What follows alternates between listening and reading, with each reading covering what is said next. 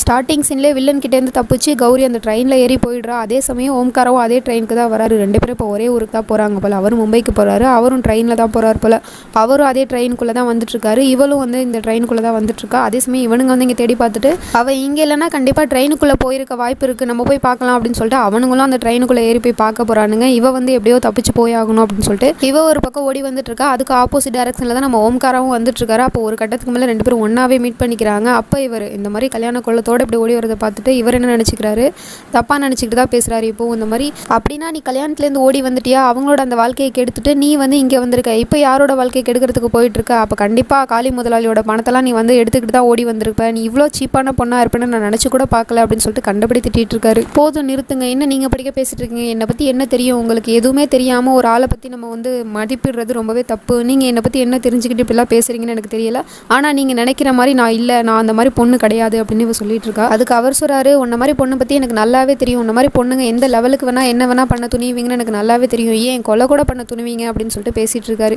இதெல்லாம் கேட்டது நம்ம கௌரிக்கு கோவம் வந்துடுது. நீங்கள் இந்த அளவுக்கு மோசமாக பேசிகிட்டு இருக்கீங்க, சொல்லப்போனால் நீங்கள் எனக்கு பண்ணதை வச்சு நான் உங்கள் முகத்திலே முழிக்கக்கூடாதுன்னு தான் நினச்சேன், இப்போ தெரியாதனமாக உங்கள் மேலே மோதி திரும்ப உங்கள் முகத்தை நான் பார்க்க வேண்டியதாகிடுச்சு, இனிமேல் என்னோட வாழ்க்கையில் உங்களோட முகத்தை பார்க்கவே விரும்பலை அப்படின்னு சொல்லிட்டு அவ கிளம்புறா. இவரும் சொல்கிறாரு, நானும் உன்னோட முகத்தை என்னோட வாழ்க்கையில் பார்க்கவே விரும்பலை அப்படின்னு சொல்லிட்டு 2 பேரும் வேறு வேறு டேரக்ஷனில் போயிட்டுருக்காங்க. இவ ஒரு பக்கம் போயிட்டுருக்கா. அப்போ பார்த்தா அந்த காளியோட ஆளுங்க எல்லாருமே அங்கே வந்துடுறானுங்க. அவனுங்க வந்து இவளை பார்த்துட்டானுங்க, பார்த்துட்டு ஓடி வரானுங்க பிடிக்கிறதுக்கு. இவ வந்து வந்த டேரக்ஷனில் இப்போ போயிட்டுருக்கா, ஓம்கார் இருக்கிற சைடு. ஆனால் நம்மளால இங்கே அழகாக காற்று வாங்கிட்டு நிற்கிறாரு, அங்கே நடக்கிறது எதுவுமே தெரியல. இவ வந்து கத்திக்கிட்டே வரா, ஓம்காரா தள்ளி போங்க அப்படின்னு சொல்லிட்டு. ஏன்னா அவள் வந்து அந்த ட்ரெயினை விட்டு கீழே குதிக்க போகிறா.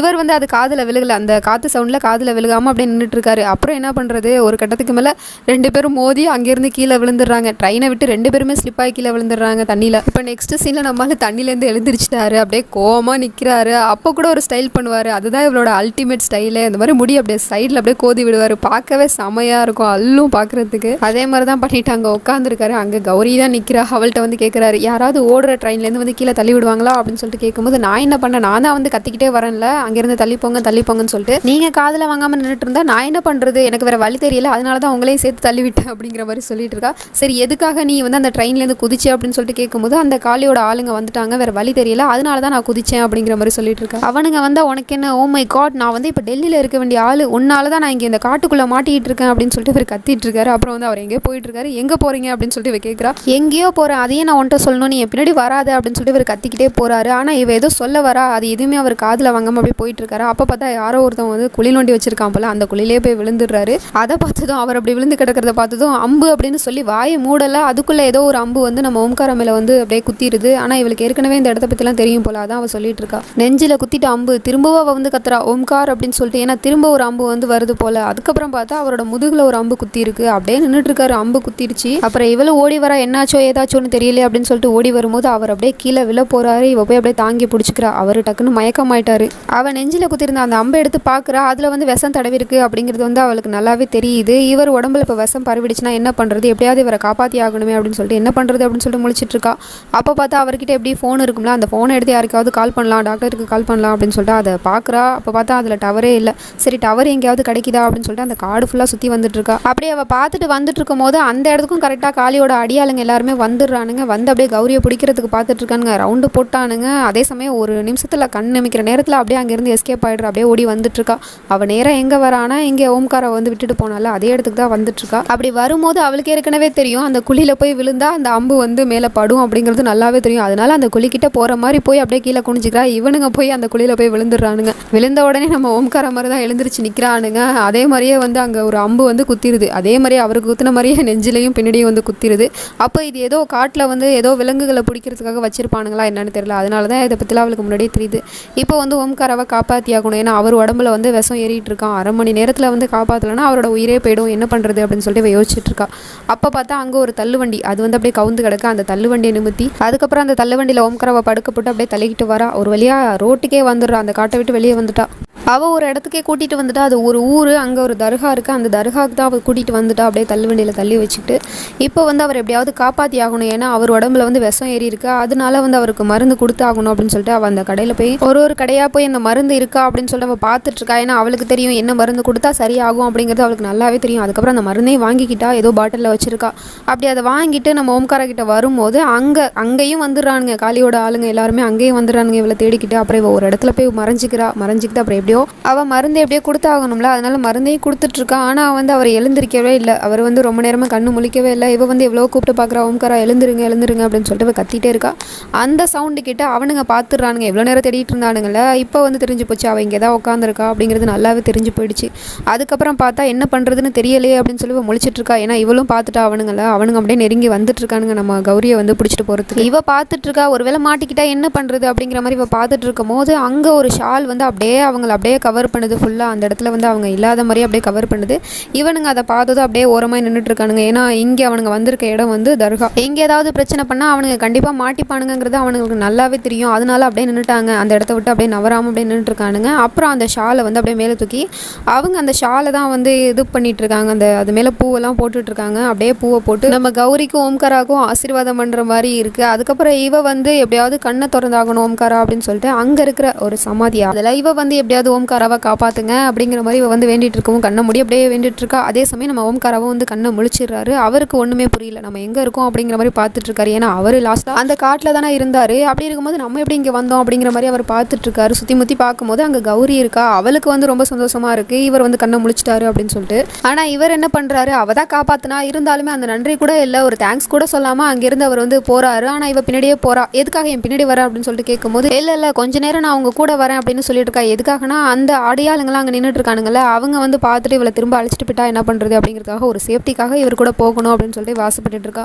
ஆனால் அவருக்கு அது எதுவுமே தெரியாதுல்ல. அது தெரியாமல் நீ என் கூட வராத, என் கூட வந்த அவ்வளோதான் அப்படின்னு சொல்லிட்டு திட்டிட்டு அவர் படிக்க அங்கேருந்து போயிடுறாரு. அந்த சமயம் பார்த்து இவனுங்களும் வந்து நம்ம கௌரியை வந்து பிடிச்சிடுறானுங்க.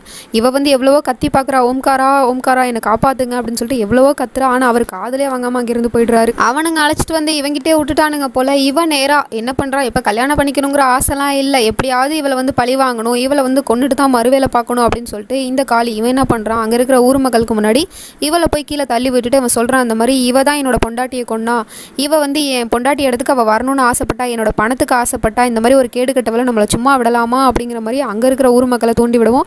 அவங்களும் சொல்கிறாங்க இல்லை சும்மா விடக்கூடாது, தண்டனை கொடுக்கணும் அப்படிங்கிற மாதிரி. அப்படின்னா சரி இவளை வந்து கல்லால் அடித்து கொல்லணும் அப்படிங்கிற மாதிரி இவன் வந்து சொல்லிகிட்டு இருக்கான். அவளும் வந்து எல்லாருக்கிட்டே போய் கெஞ்சிரா, அந்த மாதிரி என்னை பற்றி உங்களுக்கு தெரியும்ல, இவன் சொல்கிறது எதுவுமே உண்மை கிடையாது, இவன் வந்து பொய் சொல்கிறான், இவன் சொல்கிறத நம்பாதீங்க, இவன் தான் என்னை கல்யாணம் பண்ணிக்க பார்த்தான், இவன் வந்து என்னோட அத்தைக்கும் மாமாவுக்கும் காசு கொடுத்து என்னை வந்து கல்யாணம் பண்ணிக்க பார்த்தான் அப்படிங்கிற மாதிரி சொன்னதும் அப்படியா நான் சொன்னேன் ஒன்றும் பிரச்சனை இல்லை, இந்த இருக்காங்க, அவள் சொன்ன அந்த அத்தை மாமா இங்கே தான் நிற்கிறாங்க, அவங்கள்ட்ட வேணா எல்லாரும் கேட்டு பாருங்க அப்படின்னு சொன்னதும் அதுங்க ரெண்டு பேரும் பொய் தான் சொல்லுதுங்க. இந்த மாதிரி இல்லை இவ சொல்கிறது தான் பொய், முதலாளி சொல்கிறது எல்லாமே உண்மை, இவ வந்து பணத்துக்கு ஆசைப்பட்டு தான் என்னோட முதலாளி வந்து கல்யாணம் பண்ணிக்க ஆசைப்பட்டா, அது மட்டும் இல்லாமல் முதலாளியோட பொண்டாட்டி வந்து கொண்டுட்டா அப்படிங்கிற மாதிரி அதுங்களும் வாய்க்குசாமல் பொய் பேசுதுங்க. இங்கே நம்மளால் வந்து ஒரு பஸ் ஸ்டாண்டு மாதிரி இருக்குது, அங்கே வந்து ஒரு ஆள்கிட்ட கேட்குறான், அந்த மாதிரி டெல்லிக்கு போகணும், டெல்லிக்கு எப்படி போகணும் அப்படின்னு சொல்லிட்டு கேட்கும்போது ரயில்வே ஸ்டேஷன் வந்து இந்த பக்கம் இருக்குது, இந்த பக்கம் போங்க அப்படின்னு சொல்லிட்டு அனுப்பி வச்சுட்டு இருக்கான்.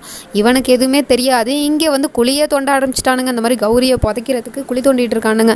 குழி தோண்டி புதைக்க போகிறானுங்க போல். இவளுக்கு என்ன பண்ணுறதுனே தெரியல. இவ வந்து கடைசியாக நம்புறது கடவுளை தான். நான் சொல்கிறத யாருமே நம்ப மாட்டாங்க, எனக்கு உங்கள் மேலே நம்பிக்கை இருக்குது, நீங்கள் என்னை காப்பாற்றுவீங்கிற நம்பிக்கை இருக்குது, என்னை எப்படியாவது காப்பாற்றுங்க கடவுளே அப்படின்னு சொல்லிட்டு இவ வந்து அழுது புலம்பிட்டு இருக்கா. அதே சமயம் நம்ம ஹீரோவே காட்டுறாங்க. இவ இருக்கிற இடத்துக்கு திரும்பவும் ஹீரோ வருவாரா என்ன அப்படிங்கிறதெல்லாம் கேள்விக்குறி தான். இல்லை நம்ம கௌரியை அழைச்சிட்டு வந்தான்ல, அவன் இப்போ என்ன பண்ண போகிறான்னா குழி தோண்டி கௌரியை புதைக்க போகிறானா, அதுவும் உயிரோட. அதனால அங்கே குழி தோண்டிட்டு இருக்கானுங்க. இவளுக்கு என்ன பண்ணுறதுனே தெரியல. ஒரு வழியாக குழியை தோண்டி அவளையும் புதைச்சிடுறானுங்க. ஆனால் ஃபுல்லாக புதைக்காமல் அவளை அப்படியே செங்குத்தாக நிற்கிற மாதிரியே புதைச்சி வச்சிருக்கானுங்க. அவளோட தலை வந்து வெளியே தெரியணும் அப்படிங்கிறதுக்காக. எதுக்காகனா அவள் அங்கே இருக்கிற மக்கள் எல்லாமே தப்பான பொண்ணு அப்படின்னு சொல்லிட்டு கல்லாலே அடித்து கொல்ல போகிறாங்களாம். அதனால தான் இப்படி ஒரு செட்டப்பை ரெடி பண்ணி வச்சிருக்கானுங்க. கல்லால் அடிச்சிட்டு இருக்கானுங்க, ரொம்பவே டார்ச்சர் பண்ணிட்டு இருக்கானுங்க. ஊர் மக்கள் எல்லாருமே சேர்ந்து தான் பண்ணிட்டு இருக்கானுங்க.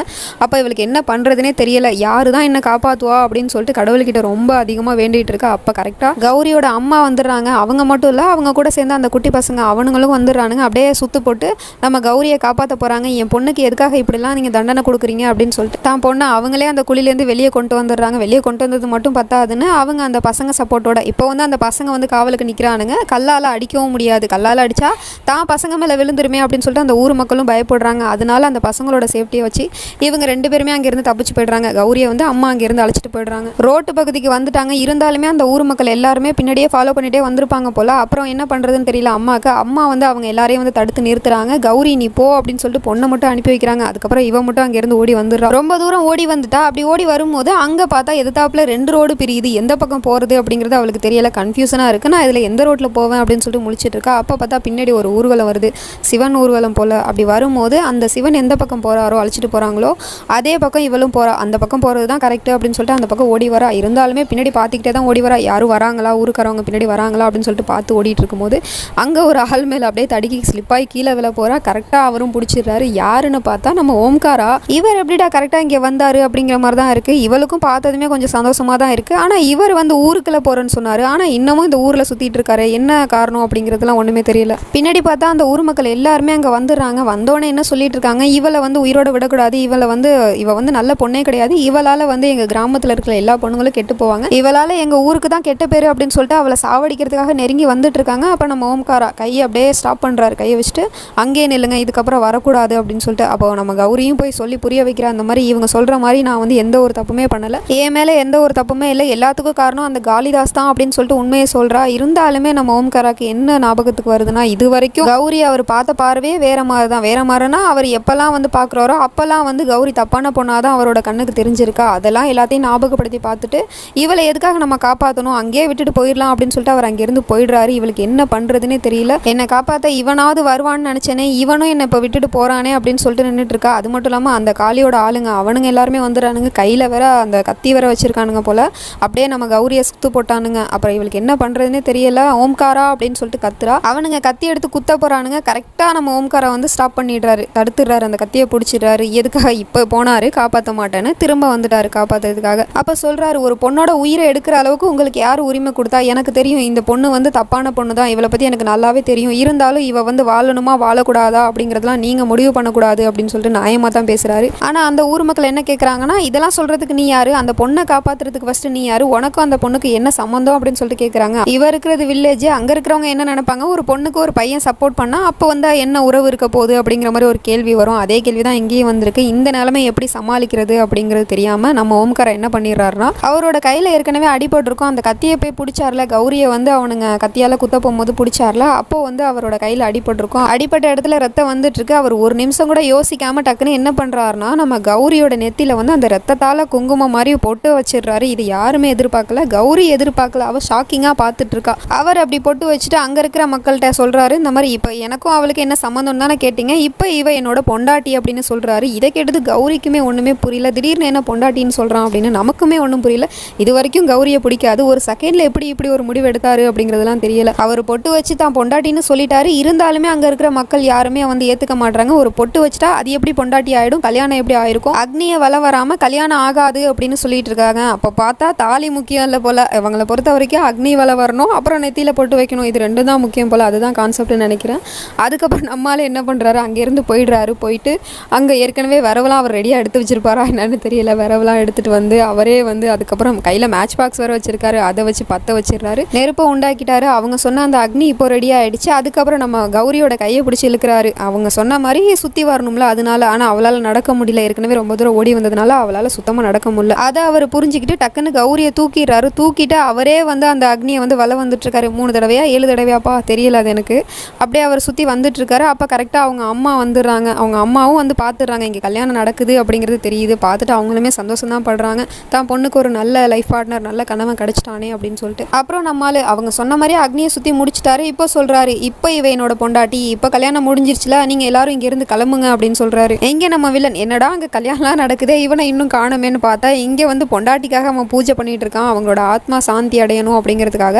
அப்போ ஒருத்தவன் ஒரு அடியால் வந்து காதில் வந்து விஷயத்த சொல்கிறான். அந்த மாதிரி கல்யாணம் ஆயிடுச்சு அப்படிங்கிறத சொல்கிறான் போல. அவங்ககிட்ட மட்டும் இல்லாமல் அவனோட தம்பிங்க கிட்டையும் சொல்லும் போது அவனுங்க என்ன சொல்கிறானுங்க, அண்ணா மேட்ரு கைமீறி போகிறதுக்குள்ளே நீங்கள் உடனே அங்கே போங்க, இங்கே இருக்கிறதெல்லாம் நான் பார்த்துக்கிறேன் அப்படின்னு சொல்லிட்டு அண்ணனை அனுப்பி வைக்கிறான். உடனே இவரும் எந்திரிச்சு போக போகிறாரு. அப்போ அங்கே இருக்கிற அந்த ஐயர் அவர் சொல்கிறாரு, இப்படி பாதியிலே எந்திரிச்சு போகக்கூடாது முதலாளி, அப்படி போனீங்கன்னா பூஜை நிறைவேறாது, உங்கள் பொண்டாட்டியோட ஆத்மாவும் சாந்தி அடையாது அப்படின்னு சொல்லும்போது அவன் என்ன சொல்கிறான், இப்போ நான் வந்து போக கட்டி என்னோட ஆத்மா சாந்தி அடையாதுடா அப்படின்னு சொல்லிட்டு அங்கே அவன் வச்சிருந்தான் பொண்டாட்டியோட அந்த சாம்பலை வச்சிருந்தான். அதை ஒரு நிமிஷம் கூட யோசிக்காமல் காலால் அப்படியே மிதிச்சு தள்ளிடுறான். அட பாவி, அப்புறம் எதுக்குடா நீ இந்த பூஜைலாம் பண்ணு அப்படிங்கிற மாதிரி தான் இருக்குது. ஊர் பெருமைக்காக பண்ணியிருப்பான் போல. ஒரு வழியாக 2 பேருக்கு கல்யாணம் முடிஞ்சு 2 பேருமே வந்து நடந்து வந்துட்டு இருக்காங்க. அப்போ ஓம்காரா சொல்கிறாரு, இதுக்கப்புறம் இதுக்கப்புறம் நீ பயப்பட வேண்டிய அவசியம் கிடையாது, இனிமே அவனுங்கெல்லாம் வந்து உன்னை எதுவும் பண்ண மாட்டானுங்க, இனிமே உன் வழியை பார்த்துட்டு நீ போ, என் வழியை பார்த்துட்டு நான் போகிறேன் அப்படின்னு சொல்லிட்டு அவர் படிக்க போகிறாரு. அப்போ கௌரி சொல்கிறா, அது எப்படி 2 பேருக்கும் இனிமே எப்படி தனித்தனி வழியாகும், இனிமே 2 பேரும் ஒன்று தானே, இனிமேல் நான் உங்கள் கூட தானே வர முடியும் அப்படின்னு சொல்லிட்டு இருக்கா. என்ன நீ லூஸ் மாதிரி பேசிகிட்டு இருக்க, நான் சொல்கிறது உனக்கு புரியலையா, உன் வழியை பார்த்துட்டு நீ போ, என் வழியை பார்த்துட்டு நான் போகிறேன், இனிமேல் நீ வந்து எங்கே போகணுமோ அங்கே தாராளமாக போகலாம் அப்படின்னு சொல்லிட்டு இருக்காரு.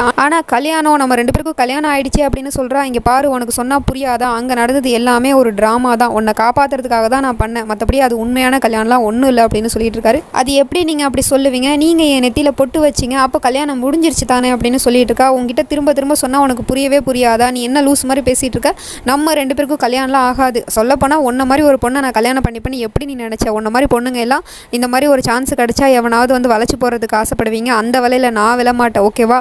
இப்போ இங்கே நடந்தது வந்து கல்யாணமே கிடையாது, அது ஒரு ட்ராமா, அதை ஃபஸ்ட்டு நீ புரிஞ்சுக்கோ, நம்ம 2 பேருக்கும் கல்யாணம்லாம் ஆகாது, அப்புறம் உன்ன மாதிரி ஒரு பொண்ணை நான் கல்யாணமும் பண்ணிக்க மாட்டேன், புரிஞ்சுதா அப்படின்னு சொல்லிட்டு அவர் அங்கேருந்து போகிறாரு. இவளும் தடுக்கிறா. அப்போ டக்குன்னு அவளை கீழே தள்ளி விட்டுட்டு அவர் படிக்க போயிட்டு இருக்காரு. இவளுக்கு என்ன பண்ணுறதுனே தெரியலை. இப்போ தான் இவர் வந்து காப்பாற்றினாரு அப்படின்னு சொல்லிட்டு நினச்சிட்டு இருந்தா. அது மட்டும் இல்லாமல் சடனாக கல்யாணமும் ஆச்சு அப்படின்னு சொல்லிட்டு நினச்சிட்டு இருந்தா. ஆனால் அது எதுவுமே உண்மை கிடையாது, எல்லாமே ட்ராமா அப்படின்னு சொல்லிட்டு அவர் ஈஸியாக சொல்லிட்டு போயிட்டாரு. இவ வந்து ஒரு கிராமத்து பொண்ணு தானே, அதனால இவளுக்கு அந்த சம்பிரதாயம், சடங்கு, அப்புறம் கல்யாணம் அப்படிங்கிற எல்லாத்தோட அந்த மதிப்பும் தெரியும். அதனால தான் அவள் இவ்வளோ சீரியஸாக எடுத்துக்கிறா. அதுக்கப்புறம் அவர் அப்படி நடந்து போனார்ல, அப்போ அவரோட காலடி மண், அந்த மண்ணை எடுத்து அவள் அப்படியே நெத்தியில் வச்சுக்கிறா. இப்போ இந்த சீனை பார்க்கும்போது ஒரு சாங் தான் எனக்கு ஞாபகம் வருது. ரொம்ப நாள் ஆச்சுல பாட்டு பாடி. உன் காலடி மண்ணில் பதிந்தாலும் நான் ஓரடி உயரம் மிதக்கிறேன், நீ ஓரடி தூரம் பிரிந்தாலும் என் உயிரில் வலியை உணர்கிறேன். டக்குன்னு தோணுச்சு, அதான் பாடிட்டேன். சாங் நல்லா இல்லைன்னா அட்ஜஸ்ட் பண்ணிக்கோங்க. அப்புறம் நெக்ஸ்ட் சீன்லேயே நம்மால் வந்து ட்ரெயினில் போகிறதுக்காக அவர் வந்து அந்த ரயில்வே ஸ்டேஷனில் வந்து காத்துட்ருக்காரு. அப்போ பார்த்தா கரெக்டாக அங்கே அந்த காளியோட ஆளுங்க எல்லாருமே வந்துடுறானுங்க. பார்த்தா அந்த வில்லன், அந்த காளி இருக்கான அவனும் வந்துட்டான். அவன் வந்து நம்ம ஹீரோவை ஓம்காரவை வந்து அடிச்சிடறான். இருந்தாலுமே அவர் அமைதியாக தான் இருக்காரு. அப்போ அவன் சொல்கிறான், உனக்கு எவ்வளோ தைரியம் இருந்தால் என்ன நீ அவமானப்படுத்திட்டு அந்த பொண்ணை நீ கல்யாணம் பண்ணிவிட்டு அங்கேருந்து போயிடுவேன், உன்னை உயிரோட போக விட்டுருவானாடா அப்படின்னு சொல்லும் போதே இவர் சொல்கிறாரு, நான் அந்த பொண்ணோட உயிரை தான் காப்பாற்றினேன், மற்றபடி அந்த பொண்ணுக்கும் எனக்கும் எந்த ஒரு சம்மந்தமும் கிடையாது அப்படின்னு சொல்லி பார்க்குறாரு. இருந்தாலுமே அவன் வந்து கேட்க மாட்டாங்கிறான். அது எப்படா நீ வந்து பண்ணலாம் அப்படிங்கிற மாதிரி தான் பேசிகிட்டு இருக்கான். இந்த பாரு காளி, உனக்கும் எனக்கும் ஒரு நல்ல பழக்க வழக்கம் இருக்குது அப்படிங்கிறதுனால தான் நான் அமைதியாக இருக்கேன் அப்படின்னு சொல்லிட்டு இருக்காரு. எதை பற்றி பேசுகிறாருன்னா, ஏற்கனவே அந்த லேண்டு வித்தார்ல, இடத்த வாங்கினார்ல, அதை பற்றி தான் பேசிகிட்டு இருக்காரு. அதனால தான் நான் பொறுமையாக இருக்கேன், இல்லைனா நீ என் மேலே கை வச்சதுக்கு நான் இந்த ஓம்கார ஓபராய் பார்த்துட்டு சும்மா இருக்க மாட்டான் அப்படின்னு சொல்லிட்டு இருக்காரு.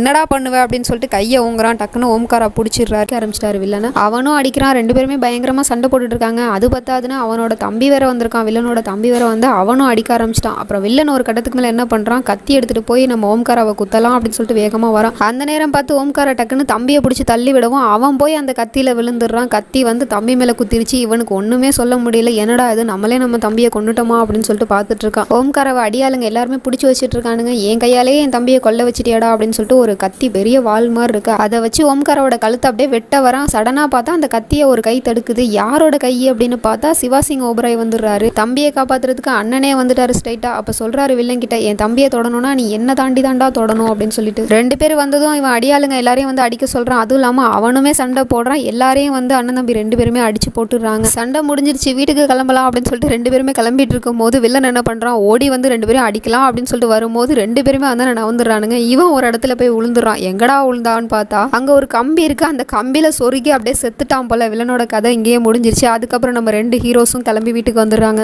இங்கே நம்ம கௌரி அவளோட அம்மாவை பார்க்க வந்திருக்கா. அம்மா எங்கே இருக்காங்கன்னா இவளோட ஃப்ரெண்டு வீட்டில் தான் இருக்காங்க, தங்கியிருக்காங்க போல். அப்போ வந்து இவள் அம்மாவை பார்க்க வரும்போது அவங்க பார்த்துட்டு பொண்ணை பார்த்துட்டு திடீர்னு, என்னம்மா நீ வந்து இங்கே இருக்க, உன்னோட புருஷன் எங்கே, நீ அவர் கூட தானே போகணும் அப்படின்னு சொல்லிட்டு இருக்கும்போது அவர் எங்கன்னு வேற கேட்குறாங்க.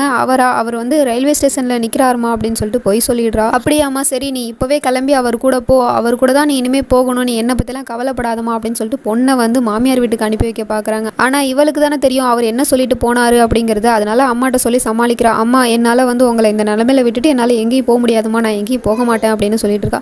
இல்லைம்மா, உனக்கு கல்யாணம் ஆயிடுச்சு, கல்யாணம் ஆனதுக்கப்புறம் இனிமேல் வந்து உனக்கு புகுந்த வீடு தான் சொந்தம், நீ அங்கே தாம்மா போகணும், நான் சொல்கிறத கேளுமா, நீ வந்து உன்னோட புருஷன் வீட்டுக்கு போ, உன்னோட மாமியார் வீட்டுக்கு போ, இனிமேல் உனக்கு அவங்க தான் சொந்த பந்தம் எல்லாமே, நீ இந்த அம்மாவை பற்றிலாம் யோசிக்காத அப்படின்னு சொல்லிட்டு இருக்காங்க. இவ போகவே மாட்டேன் அப்படின்னு சொல்லிட்டு சமாளிக்கிறா. இருந்தாலுமே அங்கே அவளோட ஃப்ரெண்டு இவ தான் போல. அவள் வந்து அட்வைஸ் பண்ணிட்டு இருக்கா, இங்கே பாரு கௌரி, உங்கள் அம்மாவை நினச்சி தானே நீ கவலைப்பட்டு போக மாட்டேன்னு சொல்கிற, உங்கள் அம்மா நினச்சி நீ எந்த கவலையும் பட வேணாம், அவங்கள நான் பத்திரமா பார்த்து பார்த்துக்கிறேன், என் வீட்டில் தான் அவங்க இருக்க போகிறாங்க, அவங்கள நான் பத்திரமா பார்த்துக்கிறேன், நீ போ அப்படின்னு சொல்லிட்டு அவளும் அனுப்பி வைக்க தான் பார்க்குறா.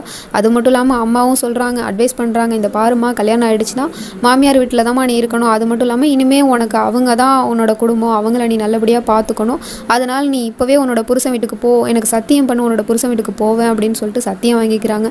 அம்மா இவ்வளோ தூரம் சொன்னதுக்கப்புறம் நம்மளால் முடியாதுன்னு சொல்ல முடியாது. அதனால என்ன பண்ணுறா, சரிம்மா நான் இன்னைக்கு நைட்டே மும்பைக்கு கிளம்புறமா அப்படின்னு சொல்லிட்டு அவளும் கிளம்பிடுறா. அங்கே மும்பைக்கு தான் போக போகிறா போல. இப்போ மார்னிங் ஆகிடுச்சு. ஒரு வழியாக கௌரி மும்பைக்கே வந்து சேர்ந்துட்டா. வந்ததுமே சாமி கும்பிட்டுட்டு இருக்கா. அதுவும் கண்ணை மூடி இந்த மாதிரி என்ன நீங்கள் தான் கடவுளை காப்பாற்றணும், இங்கே இருக்கிற மக்கள் அப்புறம் இங்கே இருக்கிற இந்த ஊர் இது எல்லாமே எனக்கு புதுசு தான், அதனால் நீ தான் என்னை பாதுகாத்து என்னோட புருஷன் வீட்டுக்கு கூட்டிகிட்டு போகணும் அப்படின்னு சொல்லிட்டு சாமி கும்பிட்டுட்டு கண்ணை திறக்கிறா. எதிர்த்தாப்புல ஒரு பையன் நிற்கிறான். அவன் வந்து என்ன சொல்லிட்டு இருக்கான், அக்கா அக்கா எனக்கு ஒரு ஹெல்ப் பண்ணுங்க அப்படின்னு சொல்லிட்டு. என்னடா அப்படின்னு சொல்லிட்டு கேட்கும்போது, இல்லைக்கா நான் வந்து ரயில்வே ஸ்டேஷனில் இறங்கினேன், அப்போ பார்த்தா என்னோட லக்கேஜ் என் ஃபோனு எல்லாமே ஒருத்தவங்க வந்து திருடிட்டு போயிட்டான், நான் என்னோட வீட்டுக்கு இன்ஃபார்ம் பண்ணணுக்கா, அதனால உங்களோட ஃபோனை கொடுங்க அப்படின்னு சொல்லிட்டு கேட்டுட்டு இருக்கான். அடப்பாவி பார்த்து கவனமாக இருக்க மாட்டியா, இப்படியா நீ ஏமாந்து போவ, சரி இந்தா என்னோட ஃபோனை வச்சுக்கோ, நீ வந்து உன்னோட வீட்டுக்கு கால் பண்ணி சொல்லு அப்படின்னு சொல்லிட்டு ஃபோனை கொடுத்துட்றா. ஃபோனை கொடுத்துட்டு இந்த பக்கம் திரும்பி லக்கேஜ் எடுக்கலாம் அப்படின்னு சொல்லிட்டு கீழே குனிறா. அதுக்குள்ளே அவன் ஃபோனை எடுத்துகிட்டு ஓடி போயிட்டான். வந்தவன் திருட்டு பைய போல், அது தெரியாமல் அவன் ஃபோனை கொடுத்துட்டா.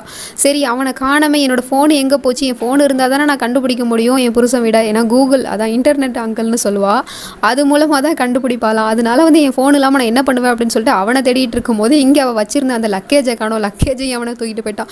அடப்பாவீங்களா, இப்போ தான் இந்த மும்பைக்கு வந்து காலடி எடுத்து வச்சேன், அதுக்குள்ளே என்னோட பேகு ஃபோனு ரெண்டையுமே சுட்டுட்டானுங்களே, இப்போ நான் என்ன பண்ணுறது, கடவுளை இந்த பொறுப்பை நான் உங்ககிட்ட தான் நான் ஒப்படைச்சேன், நீங்கள் ஏன் இப்படி பண்ணீங்க அப்படின்னு சொல்லிட்டு சாமியை திட்டிகிட்டு இருக்கா. எங்கே நம்ம ஹீரோ ஓம்காரா வீட்டுக்கு வந்துட்டாரு. வந்ததுமே தம்பிக்கிட்ட பேசிகிட்டு இருக்காரு. அப்படி பேசிகிட்டு இருக்கும்போது அங்கே ஸ்வெட்லானா வரா. அவள் வந்து ஓம்காரா கிட்ட பேசணும் அப்படின்னு சொல்லிட்டு வரும்போது நம்ம ருத்ரா வந்து தடுக்கிறாரு. நானும் என் அண்ணனும் பேசிகிட்டு இருக்கிறது தெரியலையா, நீங்கள் அப்புறமா வந்து பேசிக்கோங்க அப்படின்னு சொல்லிட்டு இருக்காரு. இருந்தாலுமே அவள் எதையுமே காதில் வாங்கலை. நேராக ஓம்காரா கிட்ட போய் ரொம்ப க்ளோஸாக நின்றுட்டு சொல்கிறா, இங்கே பாரு ஓம், உன்னோட தம்பிக்கிட்ட சொல்லி புரியவை, நான் இந்த வீட்டோட மருமகளாக போகிறேன், அதனால என்கிட்ட கொஞ்சம் மரியாதையாக பேச சொல்லு அப்படின்னு சொல்லிட்டு அவங்க இருந்து போயிடுறா. இருந்தாலும் நம்ம ஓம்காராவுக்கு சமக்கவும் வருது. இவளை பார்த்தாலுமே ஒரு கட்டாயத்தினால தான் பொறுத்துட்டு இருக்காரு. அது மட்டும் இல்லாமல் இவளை தான் கல்யாணம் பண்ணிக்க போறாரு, அதையும் உங்களுக்கு தெரியாது. இதெல்லாம் வந்து காதலா அந்த சீரியலில் வரும், அதனால வந்து இதெல்லாம் உங்களுக்கு குழப்பம். அதனால அடிக்கடி ஏதாவது சீன் வந்துச்சுன்னா அதையும் நான் உங்களுக்கு தெளிவுபடுத்திக்கிறேன். இவ யாருன்னா ஓம்காராவோட அப்பா கூட அஃபேரில் இருந்த பொண்ணு. இந்த பொண்ணால தான் என் அம்மாவோட வாழ்க்கை வீணா போகுது அப்படின்னு சொல்லிட்டு அந்த பொண்ணை இவளை சொட்லானவ வந்து இவரே கல்யாணம் பண்ணிக்கணும் அப்படின்னு நினச்சிட்டு இருக்காரு. ஆசையும் கிடையாது, விருப்பப்பட்டும் கல்யாணம் பண்ணிக்கல. தான் அம்மாவோட வாழ்க்கை சீரழிஞ்சிடக்கூடாது அப்படிங்கிற ஒரே காரணத்துக்காக தான் கல்யாணம் பண்ணிக்கிறேன் அப்படின்னு சொல்லியிருக்காரு. புதுசாக பார்க்குறவங்க கன்ஃபியூஸ் ஆகலாம், என்ன நீ சொல்கிற, அப்பா கூட அஃபேரில் இருந்தான்னு சொல்கிற, அப்புறம் என்ன நீ வந்து பையன் கல்யாணம் பண்ணிக்க போகிறான்னு சொல்கிற அப்படின்னு சொல்லிட்டு யோசிப்பீங்க. நான் என்ன பண்ணுறது, ஸ்கிரிப்டில் அப்படி இருக்குது, எனக்கே சொல்லும் போது நாக்கு கூசுது, என்ன பண்ணுறது, ஹிந்தி சீரியல்னாலே அப்படித்தானே. எங்கே கௌரி எல்லாத்தையும் இழந்துட்டால, அப்போ திரும்ப என்ன பண்ணுறது, சாமியை தானே போய் கும்பிடணும். அதே மாதிரி சாமி கும்பிட்டுட்டு இந்த மாதிரி என்ன கடவுளை எல்லாத்தையும் உங்ககிட்ட தானே நான் ஒப்படைச்சேன், அப்படி இருக்கும்போது என்ன இப்படி அனாதையாக அந்த நடு ரோட்டில் விட்டுட்டீங்களே, இப்போ என்கிட்ட ஃபோன் கிடையாது, மாற்றிக்கிறதுக்கு துணி கிடையாது, இருக்கிறதுக்கு இடம் கூட கிடையாது, நான் இப்போ என்ன தான் பண்ணுறது அப்படின்னு சொல்லிட்டு சாமி கும்பிட்டுட்டு இருக்கா. கண்ணை மூடி திரும்பவும் அப்போ பார்த்தா அந்த சாமியை ஒருத்தவன் தள்ளிட்டு போகிறான் வந்து தள்ளு வண்டியில் வச்சு. அட நீங்கள் என்ன பண்ணுறீங்க, என்னோட பிள்ளையாரப்பாவை தூக்கிட்டு போகிறீங்களா அப்படின்னு சொல்லிட்டு இவ கத்திட்டு இருக்கா. அப்போ பார்த்தா ஆப்போசிட்டில் ஒரு பையன் நிற்கிறான். அவன் சொல்கிறான் அந்த மாதிரி அது வந்து ஷூட்டிங்கில் இருக்கிற சிலை, உண்மையான சாமி கிடையாது அப்படின்னு சொல்லிட்டு இருக்கான். அப்போ தான் அவள் திரும்பி பார்க்குறா, யாருடா அது அப்படின்னு சொல்லிட்டு பார்த்தா போலீஸ் ட்ரெஸ் போட்டுட்டு ஒரு பையன் நிற்கிறான். உடனே இவ போய் கம்ப்ளைண்ட் பண்ணுறா, சார் நீங்கள் நல்ல நேரத்தில் வந்தீங்க, என்னோட ஃபோனை வந்து ஒருத்தவன் திருடிட்டு போயிட்டான், என்னோட லக்கேஜ் வர திருடிட்டு போயிட்டான் அப்படின்னு சொல்லிட்டு கம்ப்ளைண்ட் பண்ணிட்டு இருக்கா. அதுக்கு அந்த பையன் சொல்கிறான், இல்லை தங்கச்சி நீ நினைக்கிற மாதிரி நான் போலீஸ்லாம் ஒன்றும் கிடையாது, நான் போட்டிருக்க ட்ரெஸ்ஸே வந்து டூப்ளிகேட்டு, நான் வாடகைக்கு எடுத்து தான் போட்டிருக்கேன், ஷூட்டிங்காக போட்டிருக்கேன் அப்படின்னு சொல்லிட்டு இருக்கான். அப்போ வந்து இவன் வந்து சினிமாவில் நடிக்கிறவன் போல்.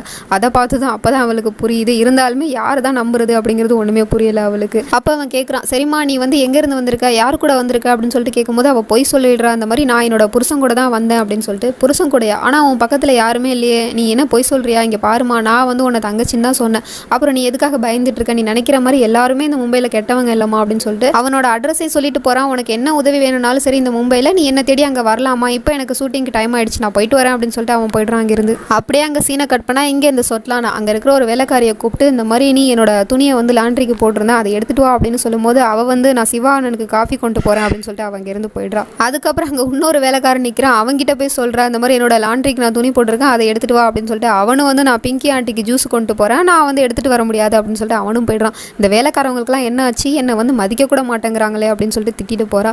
அப்புறம் கிச்சனுக்கு வந்து அங்கே இருக்கிற ஒரு பொண்ணுக்கிட்ட போய் சொல்கிறா, அந்த மாதிரி இங்கே பாரு என்னோட லாண்ட்ரிக்கு நான் துணி போட்டிருக்கேன், அதை வந்து நீ எடுத்துகிட்டு வா அப்படின்னு சொல்லிட்டு. அது மட்டும் இல்லாமல் இன்னையிலேருந்து நீ என்னோட பர்சனல் மேட், நீ எனக்கு மட்டும் தான் வேலை பார்க்கணும் புரிஞ்சுதா அப்படின்னு சொல்லிட்டு சொல்லும்போது நான் வந்து சிவா அண்ணன்ட்ட கேட்டு சொல்கிறேன் அப்படின்னு சொல்லிட்டு அவளும் திமுறா தான் பேசிகிட்டு இருக்கா. என்னடி ஒரு வேலைக்காரி உனக்கு இவ்வளோ திமுறா, நான் சொல்கிறேன்ல நான் மிஸ்ஸஸ் சோப்ராய் ஆக போகிறேன், அதனால நான் சொல்கிறது தான் நீ கேட்கணும் அப்படின்னு சொல்லிட்டு திமுறா பேசிகிட்டு இருக்கா. அப்போ வந்து கரெக்டாக அங்கே ஓம்காரா வந்துடுறாரு. சொல்கிறாரு, மிஸ்ஸஸ் ஓபராயா ஆகிறதுக்கு முன்னாடியே நீ வந்து எல்லாரையும் வந்து அதிகாரம் பண்ணுறியா அப்படின்னு சொல்லிட்டு கேட்டுட்டு வராரு. இவ உடனே அவர் பக்கத்தில் போய் சொல்கிறா, நான் எப்படியும் மிஸ்ஸஸ் ஓபராயா ஆகத்தானே போகிறேன், பைதவே நீ வந்து எதுக்காக வந்து பரேலிலேருந்து வந்ததுலேருந்து என் கூட நீ வந்து டைம் ஸ்பெண்ட் பண்ண மாட்டேற அப்படின்னு சொல்லிட்டு கேட்டுட்டு இருக்கா. அது மட்டும் இல்லாமல் அங்கே பரேலியில் வந்து வேறு ஏதாவது ஒரு பொண்ணு கிடச்சிருச்சா, அதனால தான் நீ என்ன அவாய்ட் பண்ணுறியா அப்படின்னு சொல்லிட்டு கேட்டுட்டு இருக்கா. இவ இப்படி சொன்னதுமே டக்குன்னு நம்ம ஓம்காராக்கு வந்து கௌரியோட நினப்பு தான் வருது. அவளையும் வந்து இவளை மாதிரி ஒரு தப்பான பொண்ணுன்னு தானே நினச்சிட்டு இருக்காரு. அதனால சொல்கிறாரு, பரேலியா இருந்தாலும் சரி மும்பையாக இருந்தாலும் சரி உன்ன மாதிரி பொண்ணுங்களுக்கு மட்டும் குறைச்சல் இல்லை. அப்புறம் உன்ன மாதிரி ஒரு பொண்ணுங்க என் லைஃப்பில் வந்தாலும் சரி அவங்கள நான் காதலிக்க மாட்டேன், வெறுக்க மட்டும்தான் செய்வேன் அப்படின்னு சொல்லிட்டு இருக்காரு. எப்படியோ நீ தான் என்னை கல்யாணம் பண்ணிக்க போறியே அப்படின்னு சொல்லிட்டு அவங்க இருந்து போயிடுறா. எங்கே நம்ம கௌரி எங்கே போகிறதுன்னு தெரியாமல் உட்காந்துருக்கா. அப்போ தண்ணி குடிச்சிட்டு இருக்கா. தண்ணி சீக்கிரமாக காலியாகிடுது. தண்ணியை கூட இந்த ஊரில் வந்து காசு கொடுத்து தான் வாங்குறாங்க. அதுவும் வந்து 20 ரூபாயாமே ஒரு பாட்டில். இப்போ நான் என்ன பண்ணுறது அப்படின்னு சொல்லிட்டு அவளோட பர்ஸை செக் பண்ணி பார்க்குறா. வெறும் 130 ரூபா தான் வச்சிருக்கா. இதை வச்சுக்கிட்டு நான் எப்படி சமாளிக்க போகிறேன்னு தெரியலையே, கூடிய சீக்கிரம் நான் ஒரு வேலை தேடி ஆகணும் அப்படின்னு சொல்லிட்டு பேசிகிட்டு இருக்கா. அப்போ அவரோட ஷால் வந்து பறந்து போகுது. அதை பிடிக்கலாம் அப்படின்னு சொல்லிட்டு அதை எடுத்துகிட்டு அந்த ஷாலை எடுத்து போட்டுட்டு இந்த பக்கம் திரும்புறா. 2 ரவுடி பசங்க வந்து நின்றுட்டு இருக்கானுங்க. அவனுங்க வந்து இந்த பொண்ணு இந்த மாதிரி நைட்டு நேரத்தில் நிற்கிது, நம்ம போய் வேணால் ஹெல்ப் பண்ணலாமடா அப்படின்னு சொல்லிட்டு அவனுங்க வந்து நம்ம கௌரியை துரத்திக்கிட்டே ஓடி வரானுங்க. இவளும் வேகமாக ஓடிட்டு இருக்கா. என்னை காப்பாற்றுங்க காப்பாற்றுங்க அப்படின்னு சொல்லிட்டு அப்படி ஓடிட்டு இருக்கும்போது டக்குன்னு கால் ஸ்லிப்பாகி கீழே விழுந்துடுறா. இப்போ யாரடி உன்னை காப்பாற்ற வரப்போறா அப்படின்னு சொல்லிட்டு இவனுங்க அப்படியே நெருங்கி வந்துட்டு இருக்கானுங்க. அப்போ பார்த்தா போலீஸ் கார் சவுண்டு கேட்குது. அந்த சவுண்டை கேட்டதுமே இவங்க 2 பேருமே தெரிச்சு ஓடிடுறானுங்க. ஒரு வழியாக கௌரி சேஃப் ஆகிட்டா. யார் காப்பாற்றுனதுன்னு பார்த்தா ஏற்கனவே ஒரு பையன் வந்து போலீஸ் ட்ரெஸ் போட்டுட்டு வந்தான்ல, அந்த பையன் தான் இப்போ சக்திமான் ட்ரெஸ் போட்டுட்டு வந்திருக்கான். அதுவும் வந்து கௌரியை காப்பாற்றுறதுக்காக தான் இப்படி ஒரு வேஷத்தை போட்டு வந்தானா. எப்படிமா என்னோட ஐடியா, அவனுங்க ஓடி போயிட்டானுங்க பார்த்தியா, இப்போவாது என்ன நம்புவியா அப்படின்னு சொல்லிட்டு கேட்குறான். அதுக்கப்புறமா 2 பேரும் ஃப்ரெண்ட்ஸ் ஆகிடுறானுங்க. இப்போ வந்து கௌரி வந்து இவனை நம்ப ஆரம்பிச்சிட்டா ஒரு வழியா. அதுக்கப்புறம் அவனோட வீட்டுக்கே அழைச்சிட்டு போயிடுறான். அங்கே போய் பார்த்தா நிறைய ட்ரெஸ்ஸு நிறைய காஸ்டியூம்ஸ்லாம் வச்சிருக்கான். இவன் வந்து சினிமாவில் தானே ஆக்ட் பண்ணுறான்னு சொன்னான், அதனால தான் இவ்வளோ வச்சிருக்கான் போல. அதெல்லாம் வந்து இவ ஆச்சரியமாக பார்த்துட்டு இருக்கா. அப்போ சொல்கிறான், இங்கே பாருமா உனக்கு வீடு கிடைக்கிற வரைக்கும் நல்ல வேலை கிடைக்கிற வரைக்கும் நீ இங்கே தாராளமாக இருக்கலாம் அப்படின்னு சொல்லிட்டு ஹெல்ப்லாம் பண்ணுறான். நல்ல பையனாக தான் இருக்கான். இவளும் கடவுள்கிட்ட நன்றி சொல்கிறான். நான் வந்து எங்கே போகிறதுன்னு தெரியாமல் முழிச்சிட்டு இருந்தேன், நீங்கள் தான் நல்ல நேரம் பார்த்து நீங்கள் இந்த பையனை அனுப்பி வச்சிங்க அப்படின்னு சொல்லிட்டு இருக்கா. அதே சமயம் மார்னிங் ஆகிடுச்சு. 2 பேரும் வந்து ஒரு கடையில் வந்து டீ குடிச்சிட்டு இருக்காங்க. கௌரி வந்து ஏதோ வேலை தேட போகிறா போல. அதுக்கு இவன் சொல்லிட்டு இருக்கான், இங்கே பாருமா நீ வேலை தேட போகிறா, ஆனால் இங்கே மும்பையில் வந்து வேலை கிடைக்கிறது ரொம்பவே கஷ்டம், அம்மா கூட கிடைச்சிருவாங்க புதுசாக, ஆனால் வந்து வேலை கிடைக்காது அப்படின்னு சொல்லிட்டு இருக்கான். அப்படியான சரி நான் பார்க்குறேன், எனக்கு கண்டிப்பாக வேலை கிடைக்குங்கிற நம்பிக்கை எனக்கு இருக்குண்ணா அப்படின்னு சொல்லிட்டு அவள் கிளம்புறா.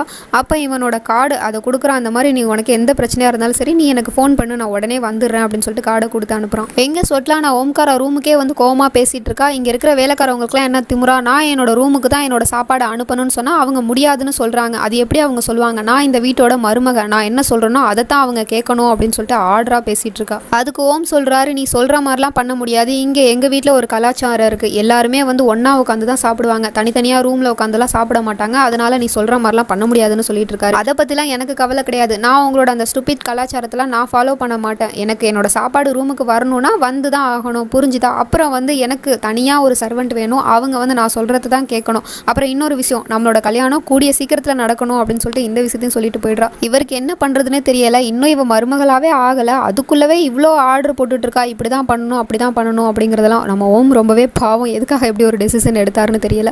சொட்லா நான் கார் ஓட்டிக்கிட்டு வரா, அப்போ புலம்பிக்கிட்டே தான் வரா. அவங்களுக்கு எவ்வளோ திமிரு இருந்தால் அந்த ஓபராய் மென்ஷனில் இருக்கிற ஒருத்தர் கூட என்னை மதிக்க மாட்டாங்க, வேலைக்காரவங்க கூட என்னை மதிக்க மாட்டாங்க, இது சரியாக வராது, எனக்குன்னு ஒரு தனி வேலைக்காரவங்கள நான் வந்து அப்பாயிண்ட் பண்ணிக்க போகிறேன் அப்படிங்கிற மாதிரி பேசிக்கிட்டே வண்டி ஓட்டிக்கிட்டு வரா. அதே சமயம் நம்ம கௌரி இங்கே சாமி கும்பிட்டுட்டு இருக்கா. கடவுளே நான் இந்த ஊருக்கு வந்துட்டேன், ஆனால் இந்த ஊரில் எனக்கு யாரையுமே தெரியாது, எனக்கு ஒரு வேலை தேவை, எனக்கு அவசியமாக ஒரு வேலை தேவை, அந்த வேலைக்கு நீங்கள் தான் உதவி செய்யணும் கடவுளே அப்படின்னு சொல்லிட்டு வேண்டிகிட்டு இருக்கா. அதே சமயம் நம்ம சொட்லா நான் கார் ஓட்டிகிட்டு வரும்போது ஓம்காரா ஃபோன் பண்ணுறாரு. ஹவு டேர் யூ, உனக்கு எவ்வளோ திமிரு இருந்தால் என்கிட்டே நீ வந்து என்னை கல்யாணம் பண்ணிக்கணும், அதுவும் சீக்கிரமாக கல்யாணம் பண்ணிக்கணும்னு சொல்லுவேன் அப்படின்னு சொல்லிட்டு கேட்டுட்டு இருக்காரு. அதுக்கு அவளும் இங்கே பாரு ஓம்காரா, குரலை வசதி பேசுகிறத நிப்பாட்டு ஓகேவா, இப்போ ஒன்றும் உனக்கு பிரச்சனை இல்லை, இப்போ என்ன நீ என்னை கல்யாணம் பண்ணிக்க மாட்டேன்னு சொல்கிற, ஒன்றும் பிரச்சனை இல்லை, உங்கள் அப்பா கிட்ட நான் போகிறேன், அவன் என்னை கல்யாணம் பண்ணிக்கிறதுக்கு தயாராக தான் இருக்கேன், அப்படி நான் கல்யாணம் பண்ணிக்கிட்டேன்னா அப்புறம் உங்கள் அம்மாவோட வாழ்க்கை என்ன ஆகுறது, ஏற்கனவே ஒரு ட்ரைலரை பார்த்தில அப்படின்னு சொல்லிட்டு பேசிக்கிட்டே வண்டி ஓட்டிட்டு வரா. இவருக்கு என்ன பதில் சொல்கிறதுன்னு தெரியல, இதுக்கப்புறமும் பேச முடியாது இவகிட்ட, அதனால இவர் அமைதியாக தான் இருக்காரு. அவளும் வந்து கார் ஓட்டிக்கிட்டே வரா. அப்போ என்ன ஆகுதுன்னா சாமி மேலே வந்து ஒரு ஷால் இருக்குது, அந்த ஷால் பறந்து போய் அவளோட அந்த கார் கண்ணாடி மேலே விழுந்துருது. அதனால இவளுக்கு எதிர்த்தாப்புல என்ன இருக்குது அப்படிங்கிறதுலாம் ஒன்றுமே தெரியாமல் ஒரு மரத்து மேலே மோதி ஆக்சிடென்ட் ஆகிடுது.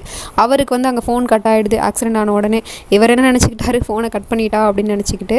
அதே சமயம் இங்கே ஆக்சிடென்ட் ஆனதுக்கு அப்புறம் நம்ம கௌரி அங்கே தானே உட்காந்துருக்கா அதே கோயிலில், திரும்பி பார்க்குறா, இங்கே ஒரு கார் ஆக்சிடென்ட் ஆகி கிடக்கிறது தெரியுது. அப்படியே அங்கே சீனை கட் பண்ணால் இங்கே ஓம்காரா கத்திட்டு இருக்காரு தன்னோட அண்ணன்ட்ட சொல்லி. அவளுக்கு எவ்வளோ தைரியம் இருந்தால் என்னோட அப்பா கிட்ட வந்து போகிறேன்னு சொல்லுவா, என்னோட அம்மாவோட வாழ்க்கையை கெடுப்பாலாம், இப்படி சொல்லிட்டு அவள் ஃபோனை கட் பண்ணிட்டா அப்படின்னு சொல்லிட்டு இருக்கும்போது, ஏன்னா அவளுக்கு நம்மளை பற்றி எல்லாமே தெரிஞ்சிருக்கு, நம்மளோட ப்ளஸ் மைனஸ் எல்லாத்தையுமே அவள் தெரிஞ்சு வச்சிருக்கா, ஆனால் அவளை பற்றி நமக்கு ஒரு டீட்டெயில்ஸ் கூட கிடைக்கல. நான் அவளை பற்றி தெரிஞ்சுக்க தெரிஞ்சுக்கிறதுக்கு 3 டிடெக்டிவ் வந்து அப்பாயிண்ட் பண்ண. ஆனால் அவங்க யாருக்குமே அவளை பற்றி எந்த ஒரு டீட்டெயில்ஸுமே தெரியல. அவளோட ஐடென்டிட்டியை பக்காவாக மறைச்சி வச்சிருக்கா அப்படிங்கிற மாதிரிலாம் சிவா சொல்லிட்டு இருக்காரு. இவரும் இப்போ என்ன தான் பண்ணுறதுன்னா அவள் வந்து என்ன சீக்கிரமாக கல்யாணம் பண்ணிக்க சொல்கிறா அப்படின்னு சொல்லிட்டு இருக்காரு. அதுக்கு என்ன ஓம், நீ அவளை கல்யாணம் பண்ணிக்கோ. ஐ மீன் நான் என்ன சொல்ல வரேன்னா கல்யாணம் பண்ணிக்கிற மாதிரி நடின்னு தான் நான் சொல்ல வரேன். அவளுக்கு நம்ம மேலே நம்பிக்கை வரணும். இந்த மாதிரி நீ கல்யாணம் பண்ணிக்கிறதுக்காக எவ்வளோலாம் நீ மெனக்கெடுற, எவ்வளோலாம் நீ அரேஞ்ச்மெண்ட் பண்ணுற அப்படிங்கிறதெல்லாம் அவள் நம்பணும். அதுக்காக தான் நான் சொல்கிறேன். கல்யாணம் நடக்கும், அவள் நினச்ச மாதிரியே கல்யாணம் வரைக்கும் போவோம். ஆனால் உண்மையாக அந்த இடத்துல அவளுக்கும் உனக்கும் கல்யாணம் நடக்காது. ஒரு ட்ராமா தான், நம்ம நாடகம் ஆட போகிறோம் அப்படின்னு சொல்லிட்டு விளக்கம் கொடுத்துட்ருக்காரு. எங்கே ஆக்சிடென்ட் ஆனால அவளை வந்து நம்ம கௌரி தான் காப்பாற்றி ஒரு இடத்துல படுக்க போட்டு வச்சிருக்கா. அது மட்டும் இல்லாமல் அவளோட ஃபோனை வச்சுட்டு இந்த மாதிரி இன்ஸ்ட்ரக்ஷன் கொடுத்துட்ருக்கா. அங்கே இருக்கிறவங்களுக்கு இப்படிலாம் பண்ணுங்க, அப்படிலாம் பண்ணுங்க, காற்று விட்டு கேப் விட்டு நில்லுங்க, அதுக்கப்புறம் அவளுக்கு தண்ணி கொடுங்க அப்படிங்கிற மாதிரிலாம். இது இவளோட ஃபோனு கிடையாது, ஸ்வெட்லானோட ஃபோனு தான். அந்த ஃபோனில் தான் பார்த்துட்டு இருக்கா. அப்படி பார்த்துட்டு இருக்கும் போது ஒருத்தர் கால் பண்ணுறாரு. அவர் என்ன சொல்கிறாருன்னா ஸ்வெட்லானா மேடம் இருக்காங்களா அப்படின்னு சொல்லிட்டு கேட்கும்போது அவங்க இல்லை, அவங்க வந்து ஆக்சிடென்ட் ஆகி படுத்திருக்காங்க, அவங்கள்ட்ட என்ன சொல்லணும் சொல்லுங்க அப்படின்னு சொல்லிட்டு இவ கேட்டுட்டு இருக்கா. இல்லை மேடம், அவங்க வேலை செய்யறதுக்கு ஆள் வேணும்னு கேட்டாங்க, அவனை தான் நான் இங்கே கூட்டிகிட்டு வந்திருக்கேன். இப்போ என்னாச்சு, அவங்க என்ன நிலமையில இருக்காங்க அப்படின்னு சொல்லிட்டு கேட்கும்போது அவங்க இப்போ வந்து ஆக்சிடென்ட் ஆயிருக்காங்க அப்படின்னு சொல்லும்போது ஆக்சிடென்ட் ஆயிட்டா, அப்போ இங்கே வந்திருக்கானே அவங்ககிட்ட நான் என்ன பதில் சொல்கிறது அப்படின்னு சொல்லிட்டு கேட்டுட்டு இருக்கேன். என்ன சார் நீங்கள் பைத்தியம் மாதிரி பேசிட்டு இருக்கீங்க, ஆக்சிடென்ட் ஆயிடுச்சு மேடம்க்குன்னு சொல்கிறேன், அதை பற்றி நீங்கள் கேட்க மாட்டீங்க, அந்த வேலைக்காரனுக்கு என்ன பதில் சொல்லணுங்கிறது தான் இப்போ முக்கியமா அப்படின்னு சொல்லிட்டு ஃபோனை கட் பண்ணிடுறா. அப்போ தான் அவளுக்கு ஒரு ஐடியா வருது. அப்போது இவங்களுக்கு வேலைக்காரன் தேவைப்படுது, நமக்கு வேலை தேவைப்படுது, அப்போ நம்ம இவங்க கூட போய் சேர்ந்தா என்ன அப்படின்னு சொல்லிட்டு அவங்கள தண்ணி தொளிச்சு எழுப்பி மயக்கத்தில் தான் படுந்திருக்கா போல. அதுக்கப்புறம் அவள் எழுந்திரிச்சிடறா. அதுக்கப்புறம் அவளும் என்னை காப்பாற்றினதுக்கு நன்றி அப்படின்னு சொல்லிடுறா. அவளோட ஃபோனையும் கொடுத்துட்டு அப்போ தான் அந்த மேட்ரை சொல்கிறா. இங்கே பாருங்கள் மேடம், உங்களோட ஃபோனை நீங்கள் மயக்கத்தில் இருக்கும்போது என்கிட்ட தான் இருந்துச்சு. அப்போ ஒருத்தர் ஃபோன் பண்ணார், அவர் ஏதோ நீங்கள் வேலைக்காரவங்க வந்து கேட்டிங்களாமே, அது சம்மந்தமாக பேசினார் அப்படின்னு சொல்லும்போது அப்படியா, நான் தான் வர சொல்லியிருந்தேன், நான் வேணா அவருக்கு திரும்ப கால் பண்ணுறேன் அப்படின்னு சொல்லும்போது இல்லை மேடம் அதெல்லாம் வேணாம், நான் வந்து உங்களுக்கு அந்த வேலையை பார்த்து தரேன், நீங்கள் அந்த வேலைக்காரன் வேணும்னு சொன்னீங்கல்ல, அந்த வேலையை நான் பார்க்குறேன், நான் நல்லா வேலை பார்ப்பேன் அப்படின்னு சொல்லிட்டு இருக்கா. இல்லைம்மா அதெல்லாம் சரியாக வராது, நான் தேடுற வேலைக்காரன் வந்து நல்லா படிச்சிருக்கணும், நல்லா ஸ்மார்ட்டாக இருக்கணும், அது மட்டும் இல்லாமல் அவன் ஒரு கிளாஸாக இருக்கணுமா, இவ்வளவும் சொல்கிறா. அதை விட முக்கியமான விஷயம் அவன் ஒரு பையனாக இருக்கணும். ஏன்னா எனக்கு வேலை பார்க்குறவன் வந்து எனக்கு வீட்டில் மட்டும் வேலை பார்க்க போகிறது கிடையாது, அவன் வெளியேயும் போய் வேலை பார்த்துட்டு வரணும். அதுக்கு ஒரு பையன் தான் செட் ஆகுவான், நீலாம் செட் ஆக மாட்டேன், நீ ஒரு பையனாக இருந்தால் உனக்கு இந்த வேலையை கொடுத்துருப்பேன், சரி வரமா அப்படின்னு சொல்லிட்டு அவள் அங்கேருந்து போயிடுறா. வேலை தேடிட்டு இருந்தா, இருந்தாலும் இவள் ஒரு பையனை கேட்குறா, அதனால அவளுக்கு வேலை கிடைக்கல. அப்படியே அங்கே சீனை கட் பண்ணால் இங்கே அந்த பையன் ஏற்கனவே உதவி செஞ்சுட்டு இருந்தானே அண்ணன் சொல்லிட்டு பேசிட்டு இருந்தாலும் அவன் சொல்கிறான், நீ வந்து கமல்ஹாசன் படம் பார்த்திருக்கியா, அதான் அவ்வை சண்முகி அந்த படம் நடிச்சிருப்பார்ல, அதில் வந்து அவர் என்ன பண்ணுவார், அவரும் ஒரு பையன் இருந்தாலுமே அவர் வந்து ஒரு லேடி கெட்டப் தான் போட்டுட்டு போவார், அதே மாதிரி நீ ஒரு பையனாக மாறினா என்ன அப்படின்னு சொல்லிட்டு கேட்டுட்டு இருக்கான். இவளுக்கு ஒன்றும் புரியல, திருன்னு முழிச்சிட்டு இருக்கா. என்ன சொல்கிற நீ அப்படின்னு.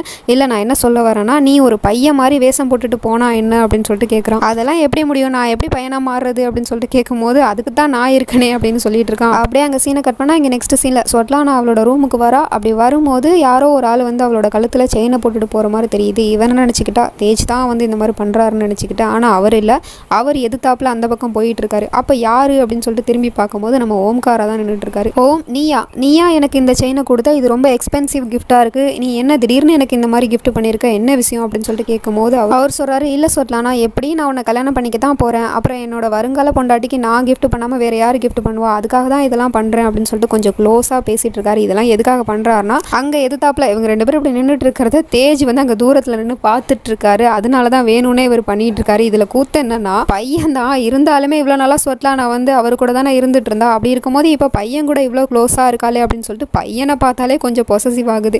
அவரும் வேணும்னே தான் பண்ணிட்டு இருக்காரு, அவ கூட க்ளோஸாக இருக்கிற மாதிரிலாம். அப்படி பண்ணிட்டு இருக்கும்போது அம்மா அங்கே வந்துடுறாங்க சடனாக. ஓமோட அம்மா இவங்க தான். இவங்க வந்து பார்க்கும்போது தான் புருஷன் தான் இப்படி இந்த பொண்ணு கூட சுற்றிட்டு இருந்தானா, இப்போ தான் பையனும் இப்படி அலைய ஆரம்பிச்சிட்டானே அப்படிங்கிற மாதிரியே நின்று பார்த்துட்டு இருக்காங்க. இவருக்கு டக்குன்னு கஷ்டமாயிடுது, தான் அம்மா தன்னை பற்றி என்ன நினைப்பாங்களோ அப்படின்னு சொல்லிட்டு என்ன பண்ணுறாருன்னா, அங்கே தூரத்தில் நின்றுட்டு பார்த்துட்டு இருக்காருல அப்பா, அவரை வந்து சத்தம் போடுறாரு, என்ன ஓப்ராய், நான் இங்கே என்னோட ஃபினான்சி கூட க்ளோஸாக இருக்கும் போது நீங்கள் என்ன இங்கே பார்த்துட்டு இருக்கீங்க, இங்கேருந்து போங்க அப்படின்னு சொல்கிறாரு. அதுக்கப்புறம் அவரும் போயிடுறாரு. அவர் சொன்னதுக்கப்புறம் பொண்டாட்டி அதான் ஓம்காரோட அம்மா அவங்களும் அங்கேருந்து போயிடுறாங்க. இவன் இங்கே சொல்லிட்டு இருக்கா, நீ இவ்வளோ சீக்கிரம் மனசு மாறுவேன்னு நான் நினச்சி கூட பார்க்கல, உண்மையிலே நீ என்னை கல்யாணம் தான் பண்ணிக்க போறியா, ரொம்ப எனக்கு சந்தோஷமாக இருக்குது அப்படின்னு சொல்லிட்டு ஓம்காராவை அப்படியே ஹக் பண்ணிகிட்டு இருக்கா. அப்படியே அங்கே சீனை கட் பண்ணால் இங்கே நம்ம கௌரியை வந்து இந்த பையன் வந்து பையனாக மாற்றிட்டு இருக்கான். அது மாதிரி ஒவ்வொரு கெட்டப்பாக போட்டு பார்த்துட்டு இருக்கான். இது நல்லா இருக்கா, நல்லா இல்லை, நல்லா இருக்கா, நல்லா இல்லை அப்படின்னு சொல்லிட்டு ஒவ்வொரு கெட்டப்பாக மாற்றிட்டு கடைசியாக ஒரு கெட்டப்பை வந்து ஃபிக்ஸ் பண்ணிடுறாங்க. இதுதான் கரெக்டாக இருக்குது அப்படின்னு சொல்லிட்டு பையனாக மாற்றி அந்த ஓப்ராய் மென்ஷனுக்கும் அனுப்பி வச்சிடறான். இவளும் இங்கே வந்துடுறா. இவளுக்கு தெரியாது இங்கே வந்திருக்கிறது வேலை பார்க்க தான் வந்திருக்கா, இருந்தாலுமே இது இவளோட மாமியார் வீடு அப்படிங்கிறதுலாம் தெரியவே தெரியாது. இவன் அங்கே போய் அங்கே இவனுங்க என்ன சொல்கிறது, பாடி கார்டு தான், நம்ம சிவாசிவங்க ஓப்ராய்க்கு வந்து பாடி கார்டாக இருப்பானுங்க, அதனால் பாடி கார்டுனே சொல்லுவோம்.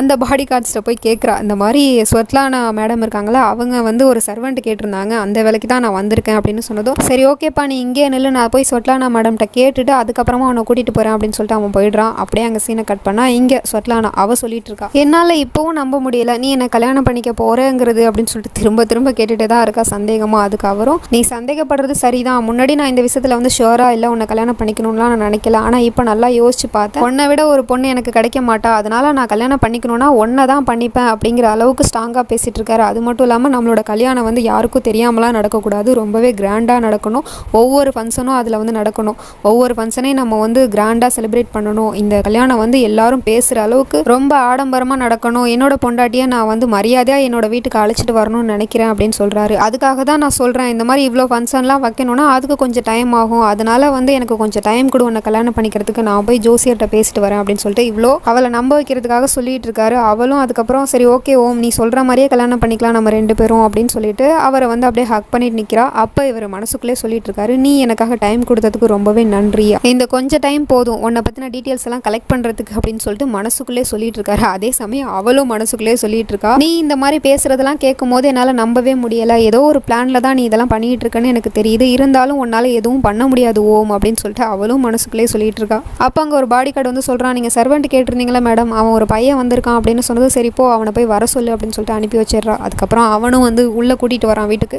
அப்படி வரும்போது எதிர்த்தாப்பில் பார்த்தா ஓம்காரா வந்துட்டு இருக்காரு. அவரும் வந்து நம்ம கௌரியை பார்க்குற மாதிரி தான் தெரியுது, இவளும் ஓம்காராவை பார்க்குற மாதிரி தான் தெரியுது. ஒருவேளை வந்து இதுதான் வந்து ஓம்காராவோட வீடுன்னு தெரிஞ்சு போச்சா அப்படின்னு சொல்லிட்டு பார்த்தா கடைசியில் வந்து பார்த்துக்கலங்க என்ன ஆகுதுன்னா, அப்படி இவங்க மெய் மறந்து என்னத்தை பார்த்துட்டு வந்தாங்கன்னா அவங்களோட முகத்தையே அவங்க பார்த்துட்டு வந்திருக்காங்க. எதிர்த்தாப்பில் கண்ணாடியை தூக்கிட்டு போகிறானுங்க, அந்த கண்ணாடியில் வந்து அவங்களோட ஃபேஸ் வந்து அப்படியே தெரியுது, அதைத்தான் பார்த்துட்டு வந்திருக்காங்க. இது வரைக்கும் ஒருத்தர் பார்த்துக்கல. அப்படி பார்த்துட்டு வரும்போது கண்ணாடியை கொண்டு போய் அங்கே ஓரமாக வச்சிடறானுங்க.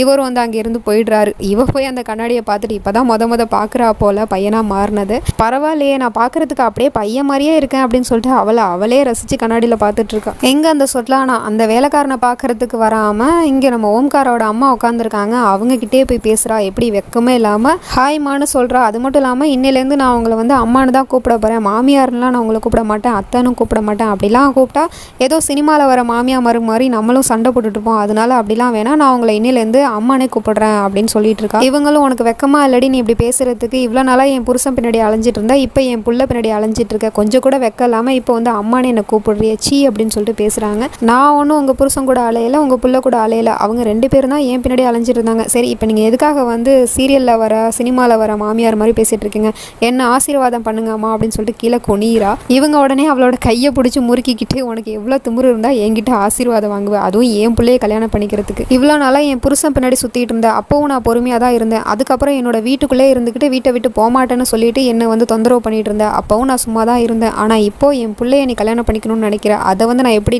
நடக்க விடுவேன், நான் ஜானகி ஓப்ராய், அதை ஞாபகம் வச்சுக்கோ, உன்னை இந்த உலகத்துலேருந்து அனுப்பாமல் விட மாட்டேன்டி அப்படின்னு சொல்லிட்டு கையை முறுக்கிக்கிட்டு அப்படியே பேசிகிட்டு இருக்காங்க. அப்போ ஒரு சர்வெண்ட் வந்து, மேடம் உங்களுக்கு நான் டீ போட்டு தரவா அப்படின்னு சொல்லிட்டு கேட்குறான். இல்லை அதெல்லாம் ஒன்றும் வேணாம், நானே போட்டுக்கிறேன் நீ போ அப்படின்னு சொல்கிறாங்க.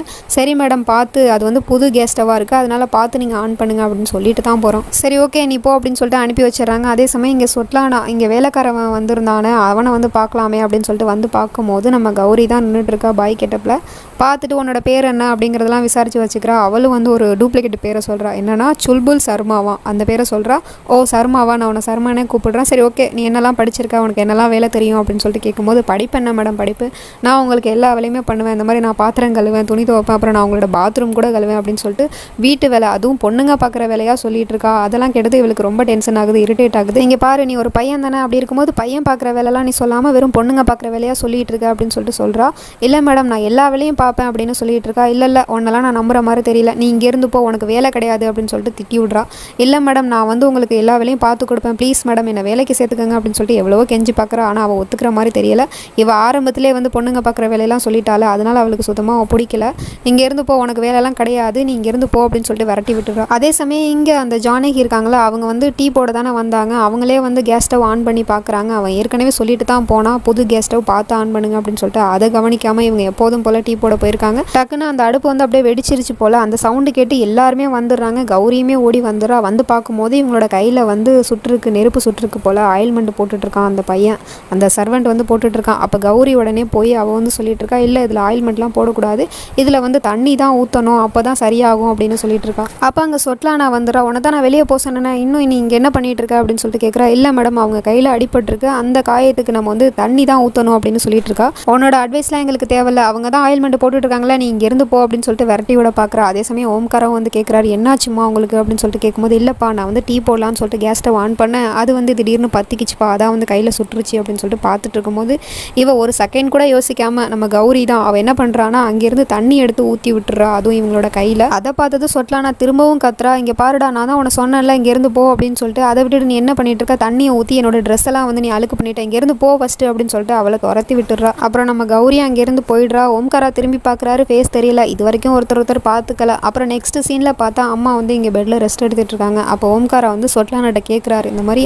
அந்த பையன் யார், அவன் வந்தான்ல இந்த மாதிரி அம்மாவோட கையில் கூட தண்ணியை கொட்டினால அவன் எங்கே அப்படின்னு சொல்லிட்டு கேட்கும்போது, அவன் இங்கேருந்து போயிட்டான், அவன் வந்து இங்கே வேலை தேடி வந்தான், வேலை கொடுக்கலனா அதனால அவன் இங்கேருந்து போயிட்டான் அப்படின்னு சொல்கிறா. நீ ஏன் அவனை இங்கேருந்து போக சொன்ன, சொல்ல போனால் அவனால தான் எங்கள் அம்மா இன்றைக்கி வந்து இன்ஃபெக்ஷன் ஆகாமல் தப்பிச்சிருக்காங்க, அவன் வந்து சரியான நேரத்தில் அந்த தண்ணியை ஊற்றுனதுனால தான் இன்றைக்கி எங்கள் அம்மா வந்து நல்லா இருக்காங்க, அவன் என்னோட அம்மாவோட உயிரை காப்பாற்றிருக்கான், அதனால நான் அவனுக்கு கடமைப்பட்டிருக்கேன், அதனால நீ என்ன பண்ணுறனா அவனை இப்போவே நீ வேலைக்கு சேர்த்துக்கோ, நீ தான் சொன்னல ஏற்கனவே உனக்கு ஒரு தனி வேலைக்காரன் வேணும்னு, அதுக்காக அவனை வச்சுக்கோ, அவன் என்ன ஆனாலும் சரி இங்கே வந்தே ஆகணும் அப்படின்னு சொல்லிட்டு ஆர்டர் போட்டுடுறாரு. அப்படியே இங்கே எபிசோட முடிச்சிடுறானுங்க. திரும்ப கௌரி வீட்டுக்கு வருவாளா என்னங்கிறதுலாம் தெரியலை, வெயிட் பண்ணி தான் பார்க்கணும். நெக்ஸ்ட் நடந்துச்சு நம்ம அடுத்த எபிசோடில் பார்ப்போம். அது வரைக்கும் பாய் ஃப்ரெண்ட்ஸ்.